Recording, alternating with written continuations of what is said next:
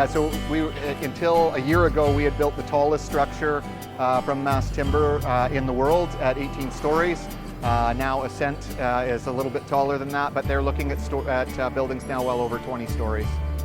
Oh, there's so many reasons. I mean, we can start with the basic.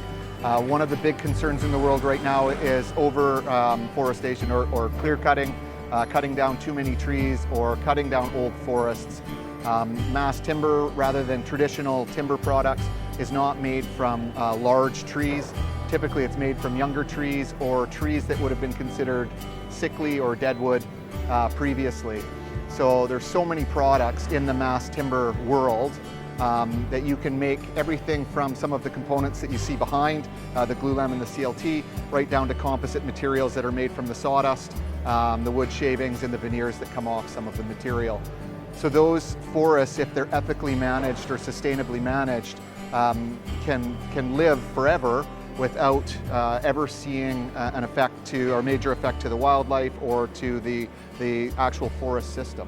Mass timber is said to have biophilic properties, which basically means that if you go to school or you live or work in a building with exposed timber, it's the same for the human psyche and the human body as being in nature.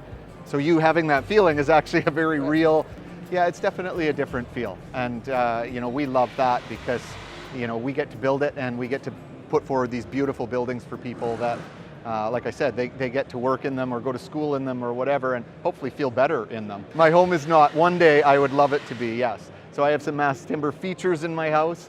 I have a beautiful dining room table that I made myself.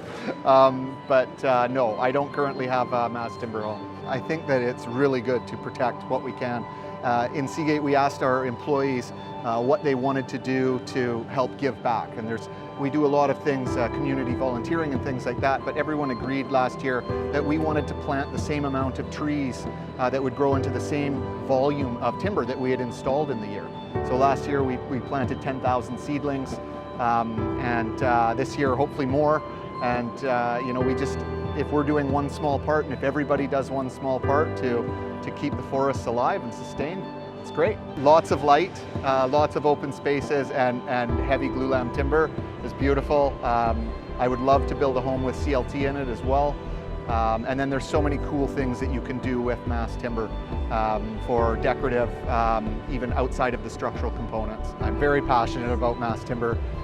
We affectionately call ourselves timber nerds because just everything about it is so appealing. From the sustainability side, obviously you have to be passionate about that in today's world, but also the ease of install and just how beautiful it is.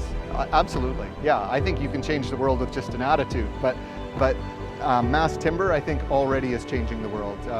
You look in places like Europe where it's been prevalent for more than 30 years now. It's part of how they build and part of how they design and part of why there's more sustainable in a number of countries there. And here, I mean, I think it's catching on and more people are going to use it. And with that, we're going to see a change in the environment and in how we build in general.